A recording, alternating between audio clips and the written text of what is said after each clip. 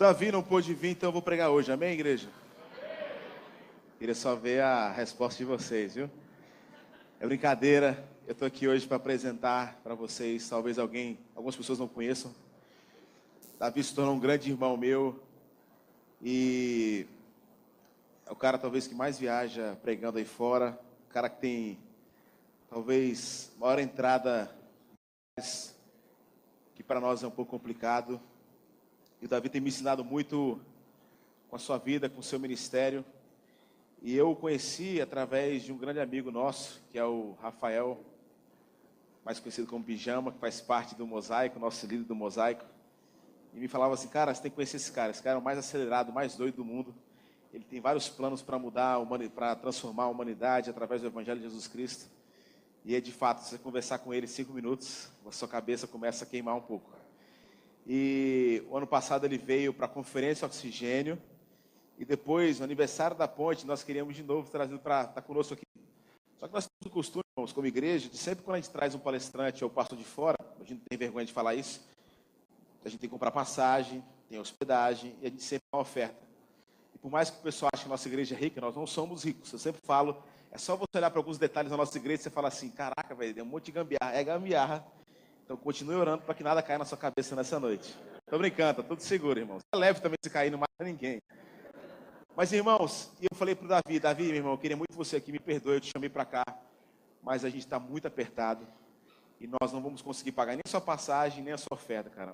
A casa, você fica na minha casa. Ele falou assim, eu vou. Não, você está entendendo, não é que não tem a oferta, não tem a passagem. E eu nunca esqueço, irmãos, Davi falou assim, eu vou, cara. E eu nunca tinha visto isso na minha vida. Davi comprou sua passagem, Davi não recebeu oferta.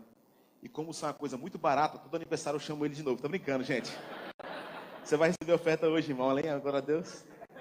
Vai ser um jantar muito bom lá em casa. Davi, vem para cá. Vamos saudar o nosso irmão aqui com alegria.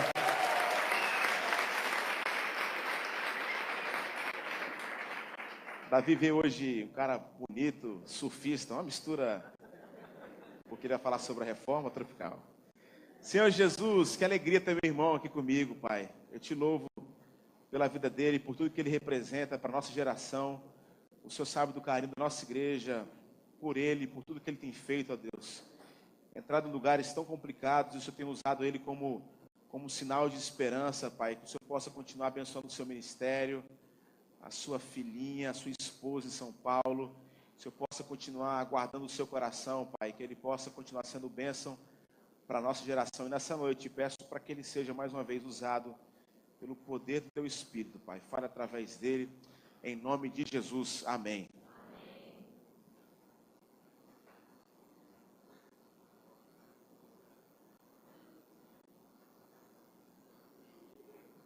Romanos capítulo 1.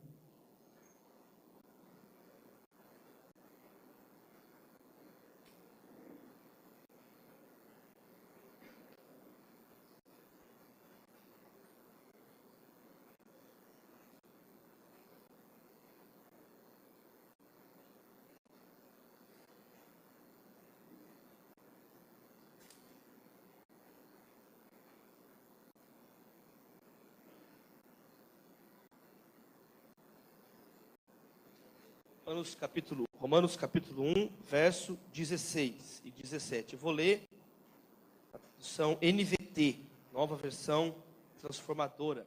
Então, o poder de Deus em ação para salvar todos os que creem. Primeiro os judeus e também os gentios. As boas novas revelam como opera a justiça de Deus, que do começo ao fim é algo que se dá pela fé. Como dizem as Escrituras, o justo viverá pela fé. Vamos falar juntos? O justo viverá pela fé. A última vez bem forte. O justo viverá pela fé. Você pode fechar aí a sua Bíblia agora e aplaudir o Senhor Jesus. 31 de outubro. 31 de outubro de 2017, aplauda mais forte, diga glória a Deus.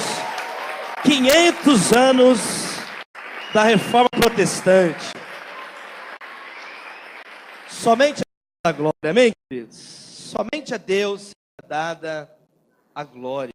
Somente a Deus. Você pode fazer o que você quiser sem fé. Preste bem atenção. Você pode assistir aí um jogo de futebol sem fé, participar de um culto sem fé, trabalhar sem fé, almoçar sem fé, casar sem fé. Você pode filmar sem fé, pregar sem fé, mas você não vai fazer nada que vai agradar a Deus. Porque sem fé é impossível agradar a Deus. John Stott, ele disse que uma pessoa que não entende, um cristão que não entende a expressão justificação, ele simplesmente não tem como entender o que é o Evangelho. A Reforma Protestante, Martinho Lutero, esses servos e servas do Senhor, que nesses séculos têm sido conhecidos como a tradição reformada, a tradição protestante, foram pessoas que redescobriram a fé no Senhor. Eles não criaram a roda, eles não inventaram algo que não existe. A reforma é muito mais uma redescoberta da palavra de Deus, como o apóstolo Pedro já tinha dito: para quem iremos nós, se só tu tens as palavras de vida eterna? Não é para onde iremos, é para quem iremos nós, se só tu tens as palavras de vida eterna. Na história do povo de Deus, na Bíblia, nós encontramos momentos muito parecidos. Foi um período onde as pessoas também estavam longe da palavra de Deus. E um homem chamado, Crônicas 34:14, enquanto estavam retirando a prata recolhida no templo do Senhor, o sacerdote Ilquias encontrou o livro da lei do Senhor, escrito por Moisés. E Ilquias disse a Safã, secretário da corte: encontrei o livro da lei no templo do Senhor. E Ilquias entregou o livro a Safã. Safã levou o livro ao rei e relatou: seus oficiais estão fazendo tudo o que lhes foi ordenado. A prata recolhida no templo do Senhor foi entregue aos supervisores e trabalhadores. E Safã também disse ao rei: e o sacerdote Ilquias me entregou um livro. E Safã deu o livro para o rei. E no verso 19 está escrito assim: quando o rei ouviu o que estava escrito na lei, rasgou suas roupas. Em seguida, deu estas ordens a Ilquias, a Icã, filho de Safã, a Aquibor, filho de Micaías, a Safã, secretário da corte, e a Asaías, conselheiro pessoal do rei. Olha o que o rei disse: vão consultar o Senhor por mim e por todo o remanescente de Israel e de Judá. Perguntem a respeito das palavras escritas no livro que foi encontrado. A grande ira do Senhor foi derramada sobre nós, pois nossos antepassados não obedeceram à palavra do Senhor. Não temos feito o que este livro ordena. Não é muito parecido com o que aconteceu 500 anos atrás? Então, na história do povo de Deus, agora a história da igreja, outros momentos onde o povo ficou longe da palavra de Deus. Por exemplo, teve um pregador chamado João Crisóstomo. As igrejas cheias de ouro e um monte de pessoas morrendo de fome. E ele, uma vez, numa mensagem, pegou e rasgou o verbo. Ele falou assim: como é que a gente fica aqui dentro, cheio de ouro, cheio de comida, e não estamos nem aí para as pessoas que estão lá fora? E ele disse uma frase que entrou na história do púlpito cristão. Ele diz assim: vocês gostam de ouvir, este é meu corpo, comam, este é meu sangue, bebam. Mas vocês não gostam de ouvir: tive fome e me deste de comer, tive sede e me destes de beber. Reforma são esses momentos onde nós entendemos que a palavra de Deus não é um self-service, que a palavra de Deus não é: aí eu obedeço. Não, toda escritura é inspirada por Deus. Pode dizer amém, meu querido irmão? Então, numa data como essa, olha só, é o aniversário número 500 da Reforma. Quem aí tem 500 anos? Levanta a mão. Ninguém. 500 ocasiões no passado foi comemorada essa data. E nós precisamos hoje estar atentos com dois extremos. O primeiro extremo é de idolatrar a Reforma. Somente a Deus a glória. O primeiro erro que nós não podemos cair numa data tão importante como essa, num momento tão importante como esse, é de não cairmos na hipocrisia de ficarmos agora incensando os reformadores como se eles fossem Deus. Há um só Deus e um só mediador entre Deus e os homens, Jesus Cristo, homem. Isso já foi denunciado em vários outros aniversários da Reforma. Por exemplo, existe um livretinho muito legal, traduzido em português, pela Publicações Evangélicas Selecionadas, APs, do reverendo Martin Lloyd Jones, chama Rememorando a Reforma. E nessa mensagem, o reverendo Martin Lloyd Jones ele fala sobre isso, como nós somos hipócritas. E nós ficamos falando, se fosse no nosso tempo, como os fariseus na época de Jesus, nós íamos ter ouvido os profetas, e nós mesmos não queremos ouvir a palavra de Deus hoje.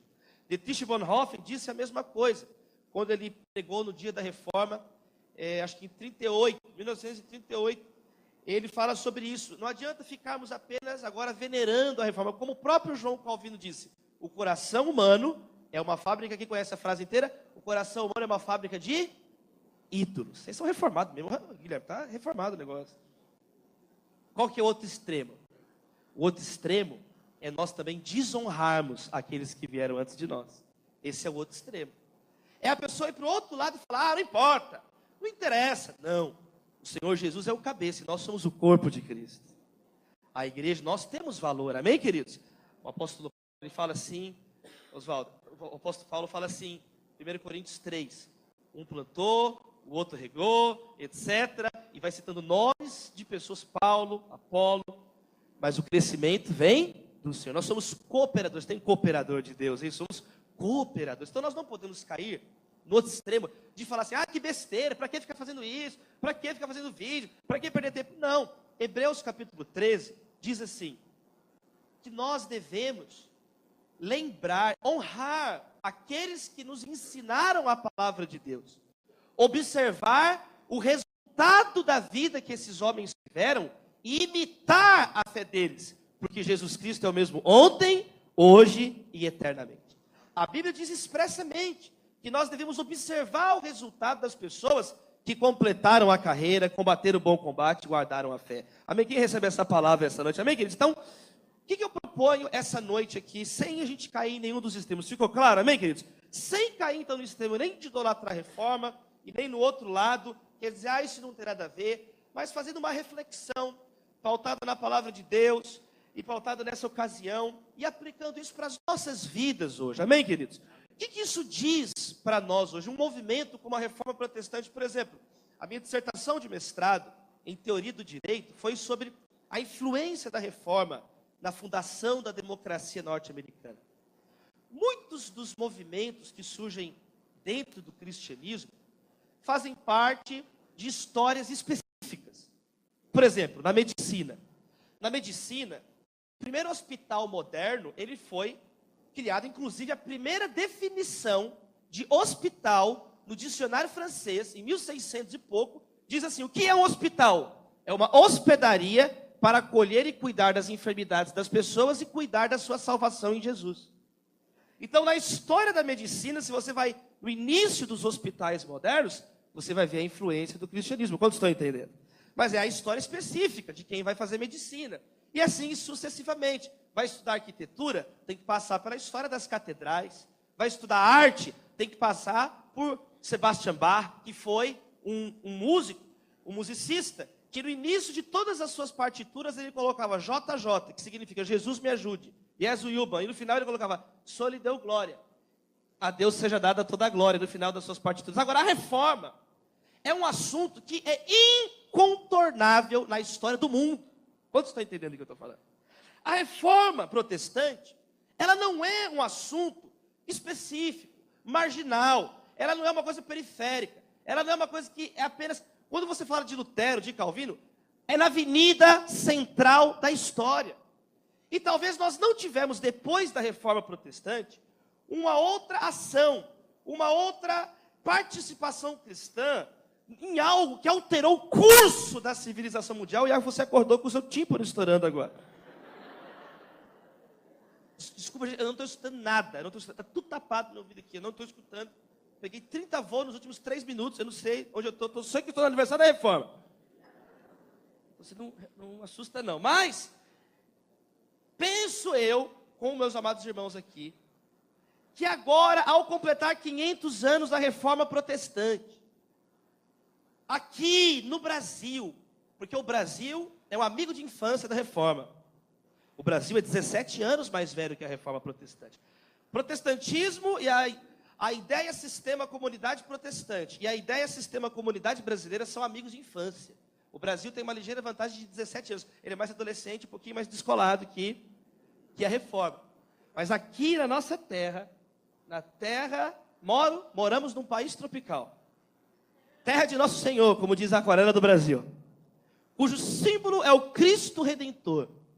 Cuja cidade icônica da economia carrega o nome do apóstolo dos gentios, onde eu nasci, São Paulo.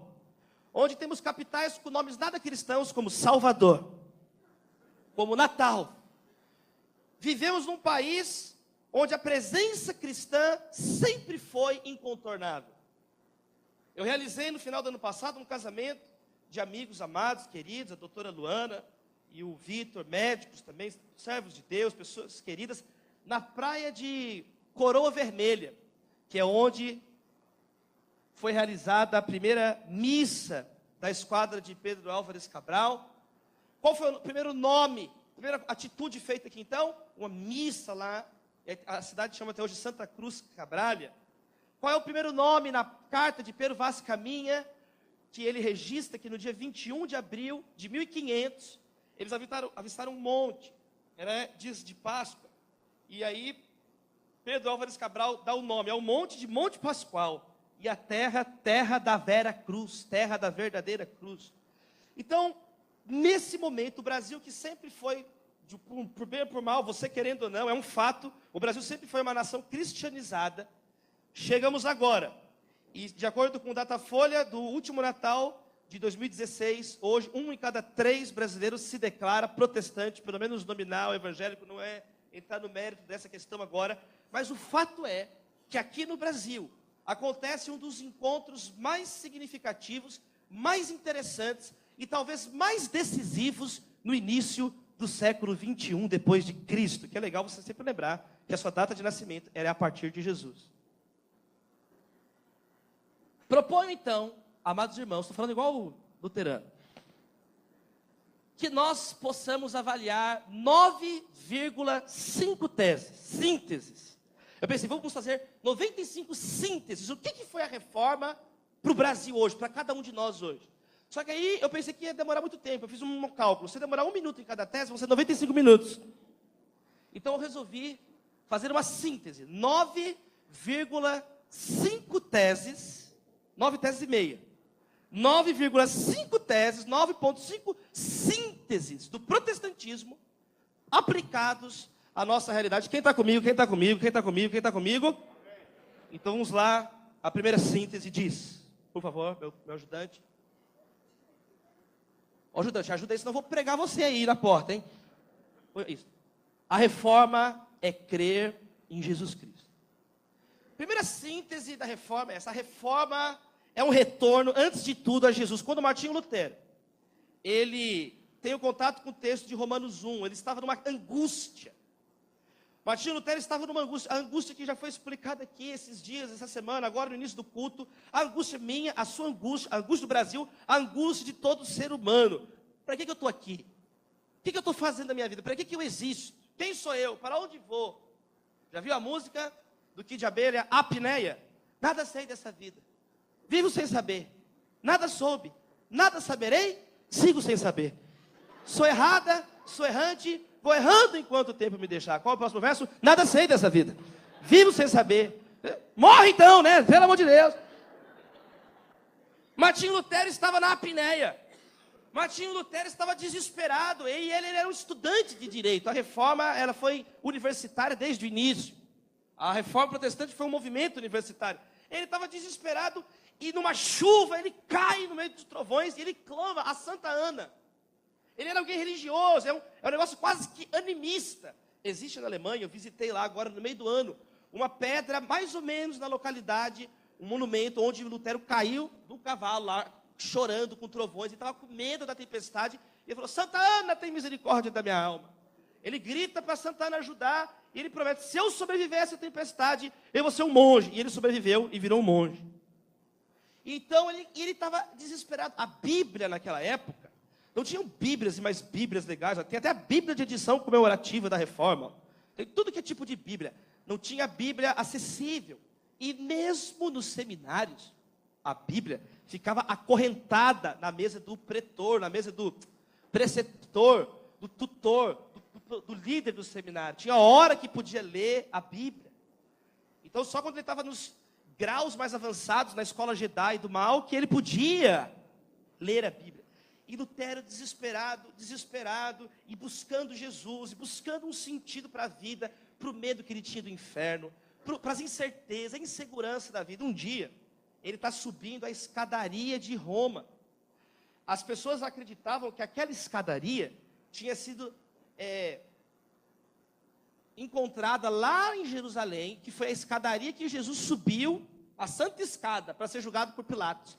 Até isso as pessoas falavam, que levar aquela escadaria, era aquela escada que Jesus tinha subido para ser julgado por Pilatos. E ele estava subindo de joelhos, porque ele não queria ir para o inferno, ele queria pagar as penitências para os parentes dele saírem do purgatório. E ele parou e ficou olhando, isso não tem sentido. Ele falou, isso não tem sentido, até que um dia ele leu esse texto que a gente acabou de ler. O justo viverá pela fé. Ele descobriu que não era nada que ele deveria fazer, era algo que Jesus já tinha feito na cruz do Calvário. Ele entendeu então o que significa o que Jesus disse, bem-aventurados os que têm fome e sede de justiça, eles serão fartos. Fome e sede de justiça, com as próprias mãos. Fome e sede de justiça também não significa ser um justificador. Já viu gente que dá desculpa para tudo? Dá desculpa a tudo, dá desculpa a tudo. Não, fome e sede de justiça significa ter fome e sede de justiça. Bem-aventurado quem é esfomeado, quem reconhece que não tem justiça. Quem reconhece que você não tem justiça, eu não tenho justiça, nenhum de nós tem justiça, mas tem um que tem, e o nome dele é Jesus. Reforma começa com essa redescoberta, que é Jesus quem nos salvou. Ele disse, está consumado. Eu ouvi de um amigo meu, pastor Yuri, da 8ª Igreja Presbiteriana, ele me contou uma história do Francis Schaeffer. E o Francis Schaeffer chegou um dia e foi evangelizar uma garota de programa. E ele estava junto com um menino da igreja, e ele chegou na garota de programa e falou assim, e aí, garota de programa, tudo bem? Tudo? Quanto que é o programa, garota de programa? E ela falou assim, falou o preço. Aí ele falou assim, nossa, mas está muito barato. Essa mixaria, só essa mixaria? Mas esse programa está muito R$1,99, só isso? E a mulher ficou assim, sem graça. Aí ela, eu esqueci, é sexta. Sextou, né? Eu esqueci. Aí ela falou assim, o preço mais caro. E aquele servo de Deus falou, nossa, mas está muito barato ainda. E aí a terceira vez, ela pegou e falou lá em cima, um negócio tipo um petrolão, um mensalão, um negócio muito caro, assim, uma mala de dinheiro das pessoas do Brasil. Aí ele olhou assim, nossa, mas está muito barato. Está muito barato. E aquela mulher, totalmente sem graça, vira e diz assim, poxa, mas quanto você acha que eu valho? Quanto você acha então que eu estou valendo? Quanto você acha que está valendo meu programa? E aquele servo de Deus diz assim, olha, o teu preço eu nunca poderia pagar, mas tem um que já pagou na cruz. Foi Jesus de Nazaré. Então, meus irmãos, reforma número 1 é redescobrir Jesus. Você ama Jesus? É parar de visitar Jesus de vez em quando e confiar a tua vida nele. Se alguém está em Cristo, é nova criatura. Jesus é o raio-x de Deus. Tem gente que fala assim, eu não conheço Deus, eu não sei onde Deus está. Como que Deus é? Olha para a cruz, o Gólgota, a cadeira, o crânio. Jesus exposto, a cabeça exposta. Jesus despido na cruz. Você quer saber como Deus fala, como Deus age, como Deus reage, como Deus trata as pessoas, como Deus pensa? Olhe para Jesus. Isso é reforma, é redescobrir Jesus, redescobrir Jesus. Jesus Cristo é a nossa fonte, o nosso curso, a nossa foz, dele, por ele, para ele são todas as coisas. Cristo, logo existo. Ele é o nosso cógito, ele é a nossa condição de existência. É o próprio Senhor Jesus. Aliás, a 62ª tese de Lutero diz isso. Muitas das teses não valem mais hoje, os dias passaram, elas eram para aquele momento, 500 anos atrás. Mas olha que bonito, a número 62, 62ª, o verdadeiro tesouro da igreja é o santíssimo evangelho da glória e da graça de Deus. Isso continua valendo hoje, isso continua valendo daqui 500 anos, porque essa é uma verdade eterna. Jesus Cristo, o evangelho, é a glória, é a graça de Deus manifesta sobre nós. Você pode aplaudir o Senhor Jesus pela obra dele na cruz do Calvário. Diga glória a Deus. O Brasil precisa de Jesus. O Brasil precisa retornar a Cristo. Antes do haja luz, existiu o haja cruz. Porque Jesus é o cordeiro que foi morto antes da fundação do mundo. Desde os tempos eternos, de acordo com as Escrituras, Jesus, ele nos salvou, os seus chamados, os seus eleitos. Amém, meus queridos?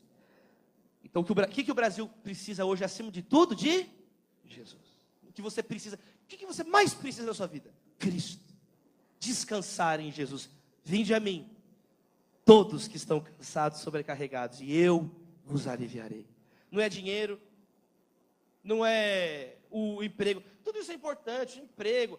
Irmã, sério, não é o namorado, fica tranquilo que não é o namorado. Estado civil, socorro, calma, irmã, respira. O que você precisa, acima de tudo, é de Jesus. Segunda síntese do protestantismo para a sociedade brasileira hoje, para nós aqui, na nossa reforma tropical. A reforma é um chamado à lucidez da palavra. Eu vou ler para vocês o início daquela folha que Martinho Lutero afixou na carta, na porta do castelo, da igreja do castelo de Wittenberg. Olha como é que começava aquela folha que ele afixou. Começava com o seguinte preâmbulo: por amor à verdade e no empenho de elucidá-la, discutir-se-á o seguinte em Wittenberg, sob a presidência do reverendo Martinho Lutero, mestre de artes e de santa teologia e professor catedrático desta última, naquela localidade. Por esta razão, ele solicita que os que não puderem estar presentes e debater conosco oralmente, o façam por escrito, mesmo que ausentes, em nome do nosso Senhor Jesus Cristo. Amém. Tese 1. Ao dizer, fazer penitência, aí começa as 95 teses. Mas antes dele começar as 95 teses, questionando a venda de indulgências e penitências e o sistema, a indústria das indulgências, existe esse preâmbulo, é um convite a uma conversa. A reforma começou com Martinho Lutero chamando as pessoas para conversar sobre o problema. Falou, não tem sentido isso que está acontecendo. E se tem uma coisa que o brasileiro está precisando, que a igreja, todos nós estamos precisando hoje, é voltar a sentar na mesa para conversar os problemas. Existe uma maneira muito útil de resolver problemas, é conversando, havendo sinceridade, honestidade intelectual na resolução dos conflitos. Qual que é o problema hoje? As pessoas querem resolver as coisas no Facebook. E olha que agora eu vou falar especialmente para quem se diz cristão. Jesus Cristo falou assim: quando você tem algum problema com o teu irmão, vai e resolve, ganha o teu irmão, vai no mano a mano. Não deu para resolver? Aí cada um chama a sua gangue, Jesus falou, e volta com as testemunhas. Não deu para resolver? Abre e expõe para o pessoal. Sabe o que acontece hoje quando você tem um problema com alguém? Quando alguém diz que talvez, provavelmente, alguém olhou com cara feia, numa segunda intenção que talvez alguém viu. Então talvez alguém é isso. Já vai para o Facebook, aquela víbora demoniada, e já vai xingar. Eu mando direta mesmo, indiretas já. A pessoa já vai para o Facebook, diz que tem uma coisa mais rápida que a velocidade da luz. Boato da igreja, está amarrado isso. Porque é isso que virou. As pessoas hoje, a reforma tem uma lição para nós. A reforma teve seus desdobramentos, mas a intenção inicial, como diz o documento, é um documento histórico isso. Era um chamado para uma conversa. Vamos voltar a conversar. Vamos voltar a conversar. Então, gente, menos olho por olho, mais olho no olho. Menos olho por olho, mais olho no olho. Há 2 semanas atrás aí, saiu o vídeo do TEDx, o TEDx, que eu palestrei lá em Minas Gerais. E eu contei a história eu não sei se alguém viu, eu contei a história da minha filhinha Maria, que ela falou assim: papai, você sabe, a Maria tem 4 aninhos, você sabe, a Maria, inclusive, hoje, ela fixou as 95 teses lá na frente da escolinha dela, lá em São Paulo. Ela é de das bruxas, ela foi protestar lá. Maria, tem a foto do meu Instagram, curte lá que é legal. Aí a Maria falou: papai, você sabe onde que você pode ver o seu rosto na natureza, né? Ah, na água, filhinha, na água. Não, tirando a água, pai, não vale a água. Onde você... Porque isso é muito interessante. Eu estou vendo o teu rosto, ó, você está vendo o meu. Você não está vendo o seu próprio rosto. Você precisa de um espelho para ver o seu próprio rosto, né? E por incrível que pareça, smartphone não faz parte da natureza. É muito chocante para alguns essa informação. Aí eu falei assim, na água não vale? Não vale, papai. Aí onde? Aí ela fez assim, ó. Aí eu olhei no olho da minha filha assim, dá uma olhadinha no fundo do preto do olho do seu amigo. Olha aí, olha lá, olha quem você vai encontrar lá dentro. Achou! Quando nós olhamos, não é legal? No fundo do olho do nosso semelhante, você vai se ver lá dentro, olha só. A reforma é um chamado a isso. A reforma é um chamado à lucidez. Porque as pessoas estavam fazendo coisas que, eu indico muito para vocês esse livro, que ele é bem fininho, da editora Ultimato. A reforma, o que você precisa saber e por quê. E ele tem uma linha do tempo, ele é extremamente didático. E eu estava dando uma lida, ele é recente, do John Stott e do Michael Reeves. Ele fala que tinha as relíquias. E o povo ficava... Olha os tipos... Aqui, olha as relíquias que existiam, que as pessoas ficavam ajoelhadas na frente da relíquia e pensavam que aquilo fazia as pessoas ir para o céu ou tirar alguém do purgatório e ainda tinha que pagar para isso. Olha só, tinha um fragmento de palha do berço de Cristo. Tinha uma mecha da barba de Jesus. Tinha só de prego da cruz, dava para montar uma arca de Noé com os pregos da cruz que tinha. Tinha pedaço de pão da última ceia, que era 2 milagres, ele não apodrecer. Tinha um galho da sarça ardente de Moisés. Bem como incontáveis dentes e ossos. Gente, haviam 19 mil relíquias dessa. Então, se a pessoa fizesse tudo direitinho, ela podia descontar 1.900.000 dias do purgatório. Então, a reforma é um chamado a pensar. O evangelho é um chamado a pensar. Cristão não tem medo de pensar, ao contrário, cristão é a favor da razão. Mas da lucidez, gente. Então, o problema é que as pessoas só pensavam em dinheiro. O problema é que as pessoas serviam o próprio estômago, como muitos na igreja, como muitos no Brasil hoje. Os políticos que têm malas e malas. É uma coisa inédita. Um monte de gente descontando o dinheiro que foi roubado. Isso é um negócio absurdo. O que Mamon faz? Mamon torna a pessoa um bicho. Torna a pessoa um ser patético, ridículo. Escraviza. A pessoa não vê o que ela está fazendo. O evangelho possa libertar a nossa mente. Amém, queridos? No princípio era o verbo. Só que tem gente hoje que no princípio era a verba. Está quebrado isso. A reforma vai dizer, não, no princípio era o verbo, a palavra, Jesus. E aí então, que saia, né? Que é aquele livro do Max Weber, Ética Protestante, o espírito do capitalismo, que saia esse espírito de porco, amém? E fique os princípios da palavra de Deus. Quem recebe essa palavra? É um chamado a pensar, a conversar. Número 3, uma terceira síntese do protestantismo para os dias de hoje, é que a reforma, ela é propositiva. Tem gente que gosta de protestar por protestar. O que está fazendo? Estou protestando. Vamos quebrar tudo. Vamos quebrar tudo. Black blocs. Vamos quebrar. Vamos quebrar molotov. Explodir tudo. Vamos quebrar. Protesta comigo mesmo. Eu quero ser protestante. Vamos lá. Pá, vamos quebrar tudo. Isso não é protestante. Isso é doido. O protestantismo, ele tinha propostas. Propostas. Ele tinha caminhos. A tradição protestante sempre apresentou caminhos. Jesus Cristo não falou assim, eu sou o beco sem saída. Foi isso que Jesus falou? Eu sou o caminho, e a vida. Jesus falou, eu sou o abismo. Ele falou isso, ele nunca falou isso. Eu sou o caminho. Então tem gente que é cheia de ideia, mas ele não tem nada concreto. Eu já falei isso aqui da outra vez, não tem na Bíblia. Irmãos, vamos abrir a Bíblia. Ideias dos apóstolos. Vamos abrir aqui. Palpites bestas dos apóstolos. É assim?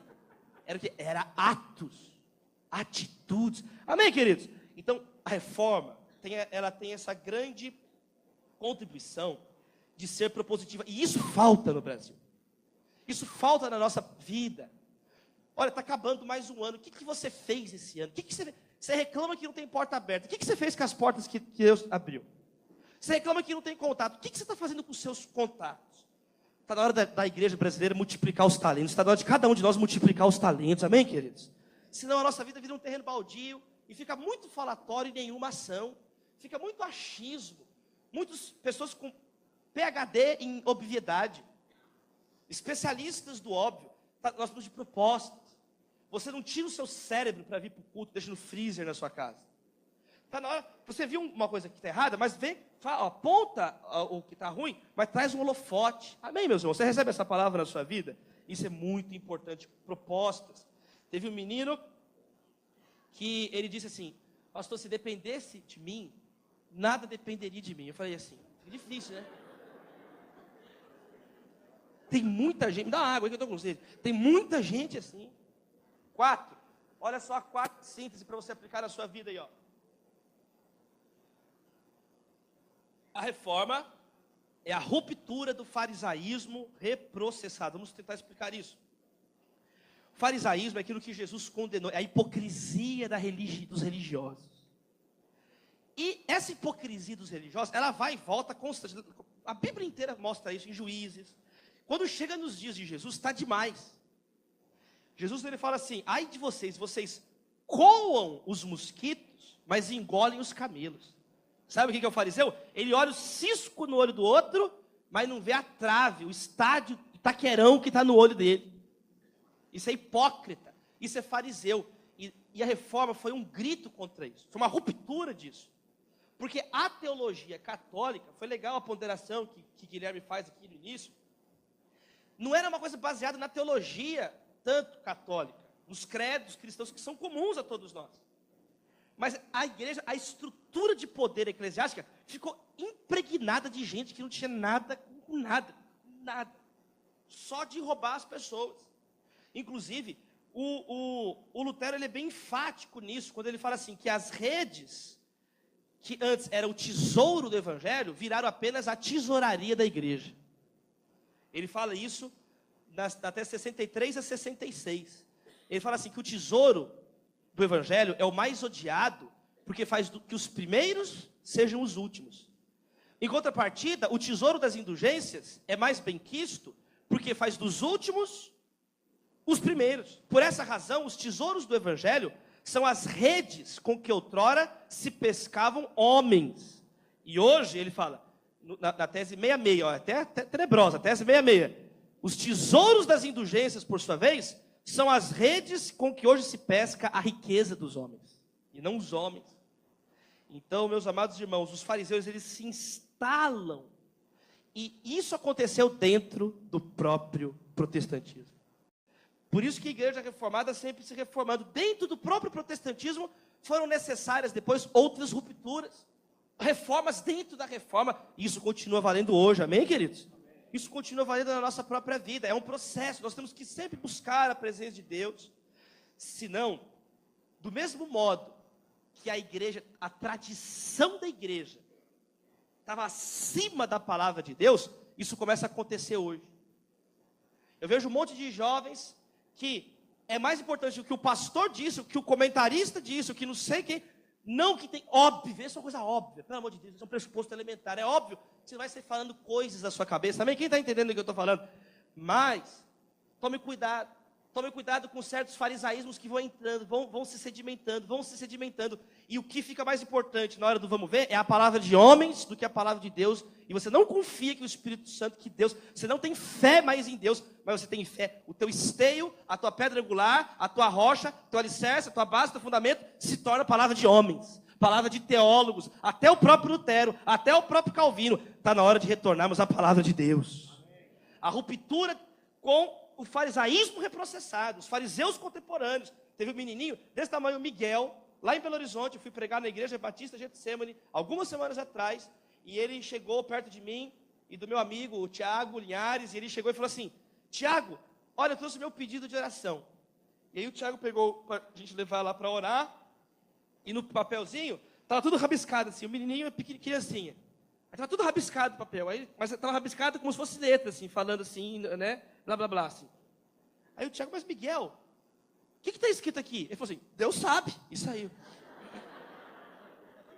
Não é para você, essa é a minha oração para Deus, Deus sabe. E de fato é bíblico, né, que Deus sabe a palavra antes de sair da nossa boca. Deus sabe, ele virou as costas e saiu assim. Porque é isso, Quem acredita que Deus sabe de verdade? Os homens estudam tudo, mas quem sabe é Deus. Deus conhece o teu coração. Deus é o teu Criador. Não está escrito na Bíblia assim, no princípio Martinho Lutero criou os céus e a terra. Não. Deus criou os céus e a terra. E no princípio Calvino criou, e Calvino foi crucificado. Não foi, não. Jesus morreu na cruz pelos nossos pecados. Então que isso fique muito claro nesses 500 anos da reforma. Amém, meus amados irmãos? Quinto lugar, quinta síntese. A reforma é um impulso à ciência e tecnologia. Olha esses slides das maiores universidades do mundo. Tem como colocar os slides? O símbolo de Harvard, Yale, Oxford, Cambridge. Olha, são as maiores universidades do mundo. Olha o símbolo da Universidade Yale. Dentro dela que tem a Bíblia em hebraico, ainda tirando onda, tá vendo? Olha o próximo. Harvard, foi um pastor, reverendo John Harvard. Dentro, 3 Bíblias abertas, para você não ficar com dúvida. Veritas. Verdade. Próximo, uma universidade bem fraca, Oxford. Olha no símbolo da Universidade de Oxford. Eu estava lá ontem, cheguei aqui agora, não sei nem se cheguei, se eu estou aqui. O corpo está aqui, mas vamos ver. Cabeça está zunada. Olha Cambridge, os selos abertos. Então, a pessoa que fala, gente, porque crente é ignorante, porque crente não estuda. Vai estudar, cara. A fé cristã é contra a ciência. Não tem nada mais anticientífico do que falar isso. As maiores universidades do mundo têm a Bíblia aberta, porque o protestantismo sempre foi vanguarda em ciência e tecnologia. Aliás, um dos impulsos foi o fato dos protestantes serem a favor da tecnologia e falarem Gutenberg, né? Gutenberg não, ele não estava lá, mas pegaram a prensa do Gutenberg e copiaram as 95 teses e espalharam pela Europa. Naquela época, era mal vista a prensa de Gutenberg. Existe um livro chamado A Mente Organizada, de um neurocientista chamado Daniel Levitin, onde ele explica isso, nos primeiros capítulos, que é a história da sobrecarga cognitiva. Ele fala que quando Gutenberg fez a imprensa, muitas pessoas tinham medo de Gutenberg, eram retrógrados, eram reacionários. Não, isso aí tem que quebrar, isso é coisa do capeta. Isso aí, imprensa é uma coisa do demônio. E você fala, não, isso aqui é uma coisa boa, vai difundir o conhecimento. Protestante não tem medo de argumentar, de conversar. Protestante não tem medo de ciência. Os protestantes criaram a ciência moderna. Protestante não tem medo, não. Então, você não pode engolir com facilidade essas asneiras quando começam a querer te enquadrar e te falar. Isso é um papo furado. Isso é papo furado completo. Isso não existe. O que existe é, encravado na história da ciência, a presença dos protestantes. Sexto lugar, sexta síntese, a reforma é a matriz do conceito de tolerância. Amanhã eu vou participar de uma mesa sobre tolerância na Faculdade de Direito da UFMG, lá em Minas Gerais. E o conceito atual de tolerância, todo mundo fica falando de tolerância, tolerância, tolerância, tolerância. Isso é fruto das conversas de Lutero, de Erasmo de Roterdã e de todo o desenvolvimento que se deu após a Reforma Protestante.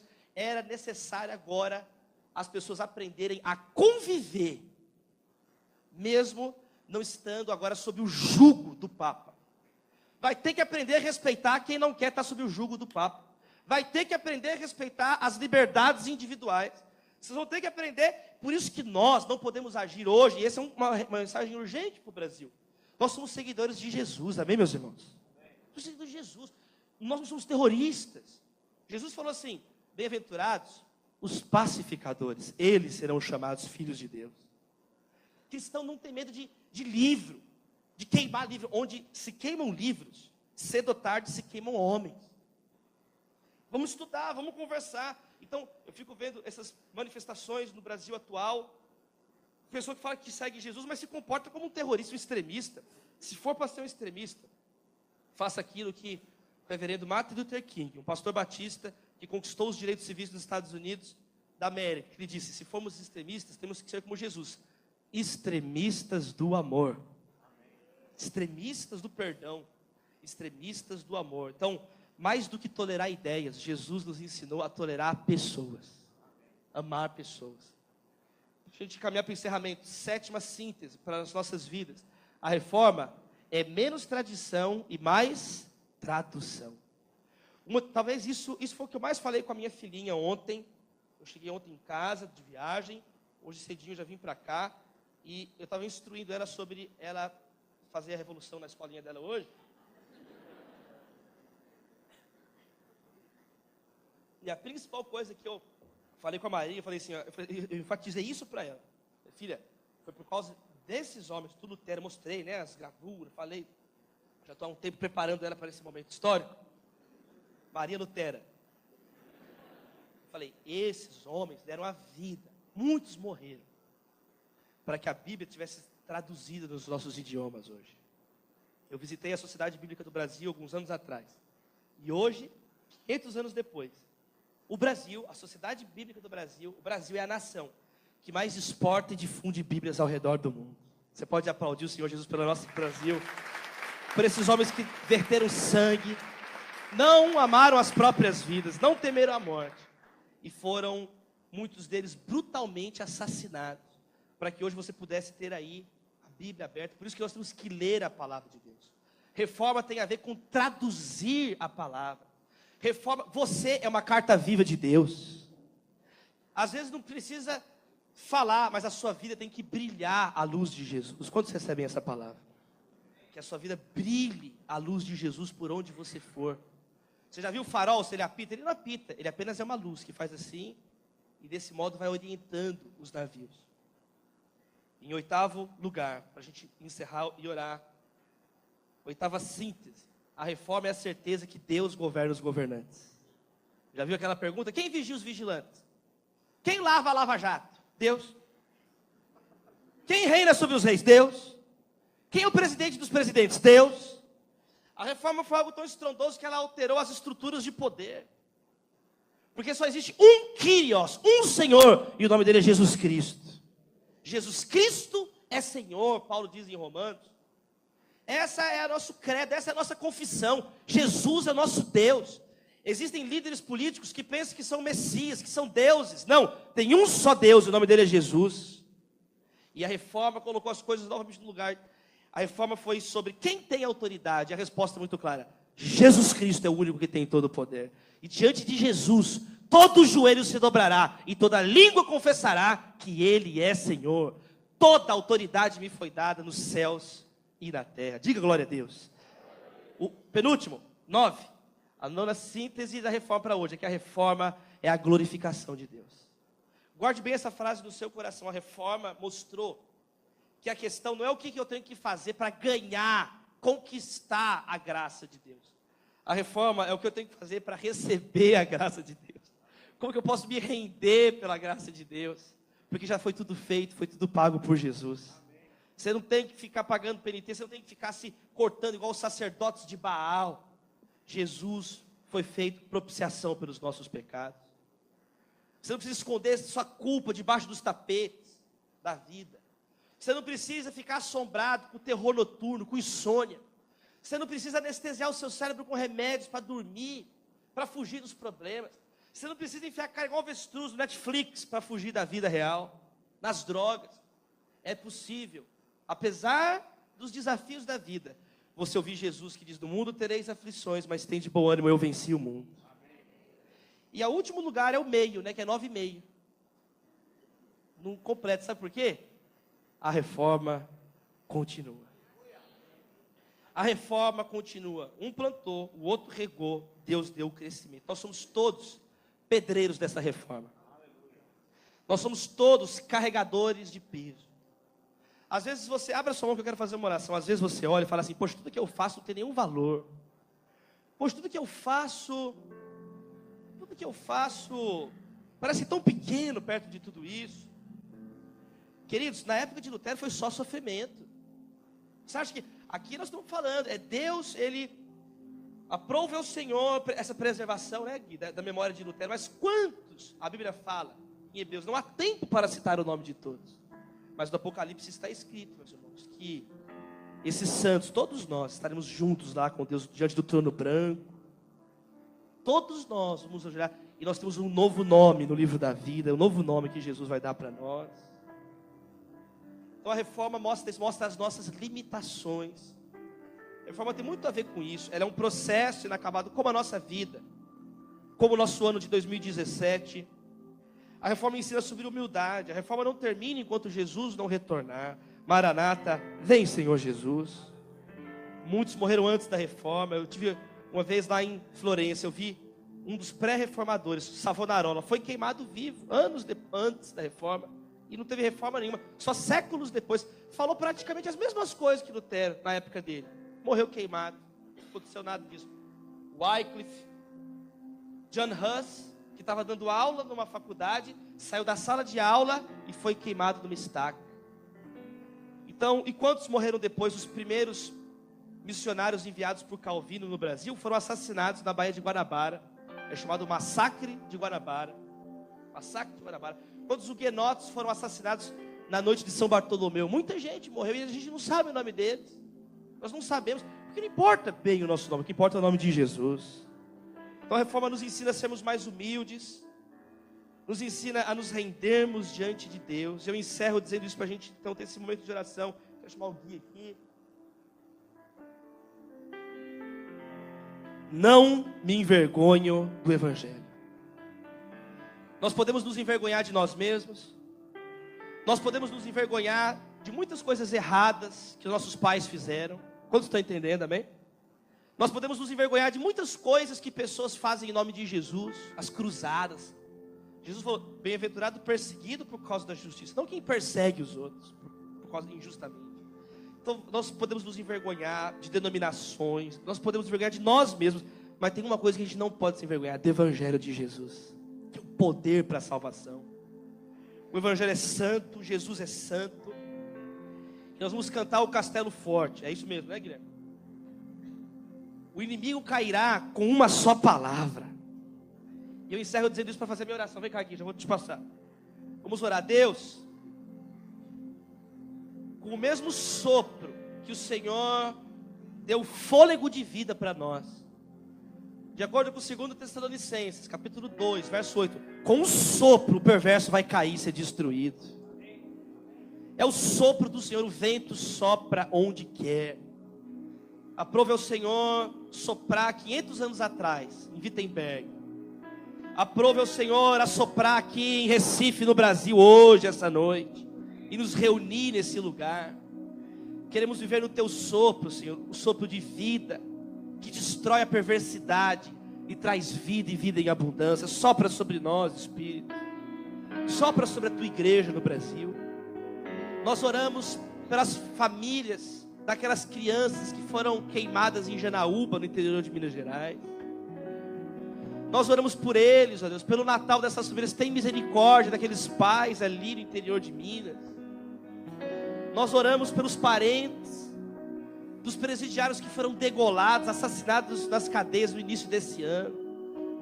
Nós nos lembramos das pessoas que sofrem na seca, no sertão.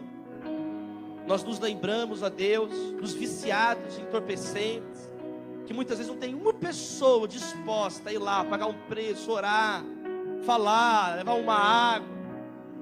Deus, muitas vezes nós também queremos te pedir perdão, porque somos essas pessoas. Nos tornamos estúpidos, nos tornamos pessoas superficiais, rasas. Gostamos de exigir dos outros aquilo que nós mesmos não fazemos. Deus, tem misericórdia de nós, porque muitas vezes temos uma mentalidade de só ir para um show, de só ir receber. Que possamos parar de dizer, não recebi nada no culto hoje, e começar a dizer, eu quero entregar minha adoração ao Senhor, minha vida como sacrifício vivo todos os dias ao Senhor. Deus, nos perdoa quantas vezes a nossa fé está amparada em diplomas, em sobrenomes, em contas bancárias. Que a nossa fé esteja somente em Jesus, porque só o Senhor tem graça para nós. Só o Senhor morreu na cruz por nós. Ao Senhor seja toda a glória, a honra, louvor, a autoridade pelos séculos dos séculos. Deus, Maranata, vem, Senhor Jesus. O Senhor prometeu que voltaria para nos buscar. Nós cremos na tua palavra, Deus. Deus, abençoe esse final de ano no Brasil. Abençoe esse final de ano aqui nos trópicos, aqui no hemisfério sul, aqui na nossa terra, ó Deus. Ó Pai, que possa acontecer uma reforma nas nossas vidas e na nossa nação, com tamanha responsabilidade que temos no início desse século, que sejamos de fato a igreja do Senhor, corpo do Senhor aqui, pessoas bem-aventuradas, mansas, cheias do teu Espírito Santo, cheios da verdade, nutridos com a palavra de Deus, com a verdade do Evangelho. Só ao Senhor seja dada a glória, só ao Senhor seja dado poder e autoridade. Nós te exaltamos e oramos em nome do Pai, do Filho e do Espírito Santo. E a ponte diz...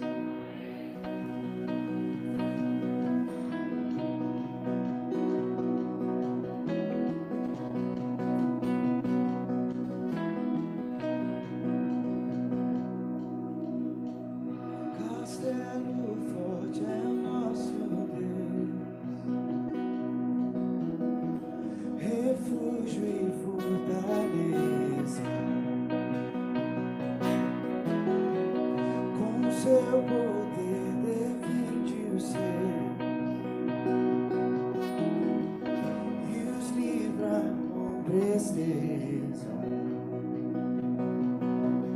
Um grande acusador dos servos do Senhor, já condenado está, vencido cairá. Por uma só palavra,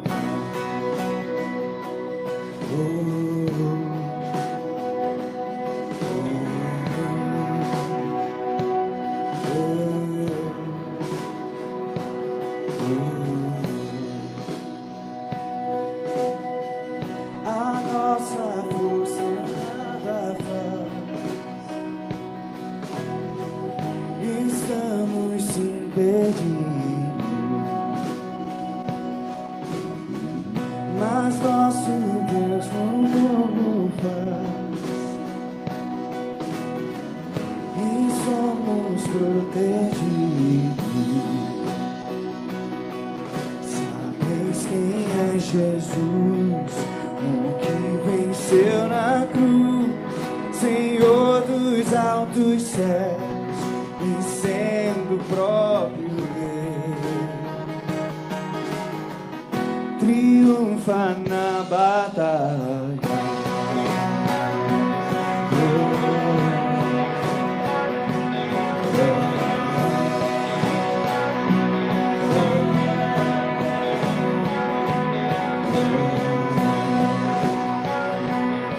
Cante conosco. Sim, que a palavra vencerá, sabemos com certeza, e nada nos assustará. Com Cristo por defesa. Você pode repetir isso? Vamos lá, sim! Sim, que a palavra vencerá, sabemos com certeza, nada nos assustará. Com Cristo por defesa. Vem contigo!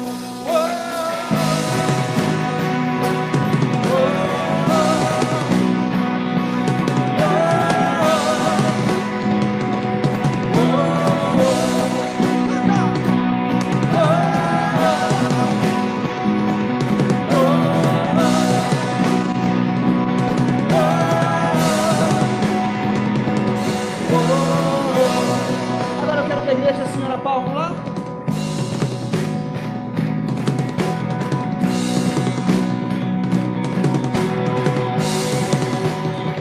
Vocês apertam, tá bom? Castelo forte é o nosso Deus, fortaleza